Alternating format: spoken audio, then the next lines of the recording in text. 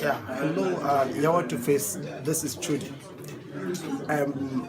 Actually, the issues of foundations, I think, are very fundamental in our walk with the Lord, especially in this season. The issue of foundation should be well understood, because if the foundations are destroyed, the righteous can do nothing other than to go back and repair the foundations, because there is no other way. And just like what we shared today, we heard from other ministers, you found out that the foundation is always hidden. And being hidden, if it is not Christ in our lives, is hidden. If it is not well structured, the formation of Christ, as Paul said to the Galatian church, my little children, with whom I travel until Christ be formed in you.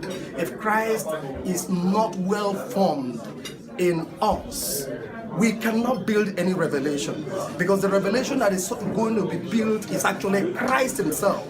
Because Abraham was looking for the city. Abraham was looking for the city that has foundations, and the builder and maker is God. So foundation is God, which is the accomplished work of Christ on the cross of Calvary, the substitutionary work. So until we have come to accept that Lord of substitution, that substitution that was made by Christ, when the day that John the Baptist saw him, he said, behold the Lamb of God that takes away the sin of the whole world. So he was the lamb that was killed at Passover in Egypt before they left. And on that day that God said to them in Egypt, this is the beginning of months and is the beginning of years. So until we come to accept that substitutionary work on the cross of Calvary, we do not come into existence before God. We do not come into a covenant relationship with him as his people. So it is Christ that is the foundation, and he is the foundation of that covenant. If until we have accepted him, we don't come into any foundational covenant with him at all. And a few days back, I think precisely yesterday morning, while I was washing the car, the Lord began to deal with me about the issue of knowing who will worship. He said, you worship what you know not. And that took me to John chapter 4. The woman at the pool of Samaria that was having interaction with Jesus. Jesus told him, he said, you say that we worship God in Jerusalem, but our Father said, on this mountain we shall worship God. Jesus said something. He made a very profound statement there, which also I believe is very foundational in our walk with him. You worship what you know not. And that brings us to the point where we come to an understanding that we can bring worship and yet we don't have any interaction with the God we worship. The same word know is the same word I knew you not.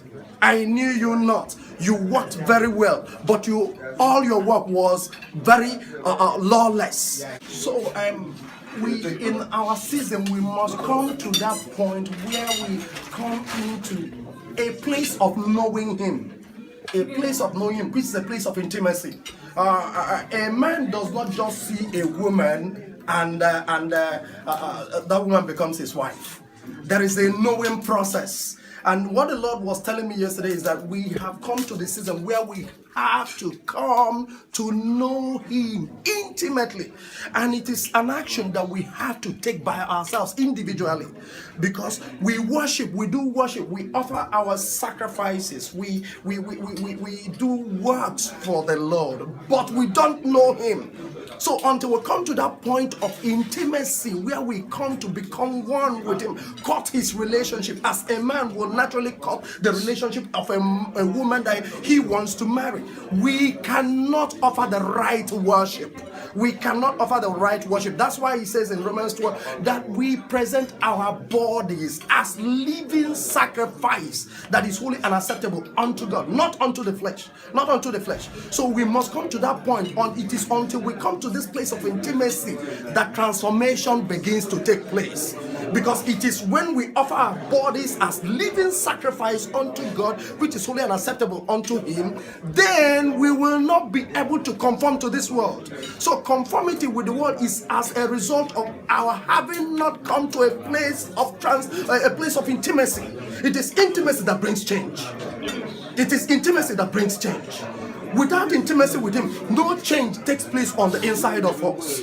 So it is at the place we share with him, at the place of the closet where we share with him. That is when he drops his life. When he drops his life, that will bring transformation to change the inward man so that he will look like him. So as we behold him, we are metamorphosed, we are changed into the same image we see at the place of intimacy. That is when the seed of life, the fullness of life is dropped, that it can bring change. So sir, that is what I want to share with us today. Thank you, sir.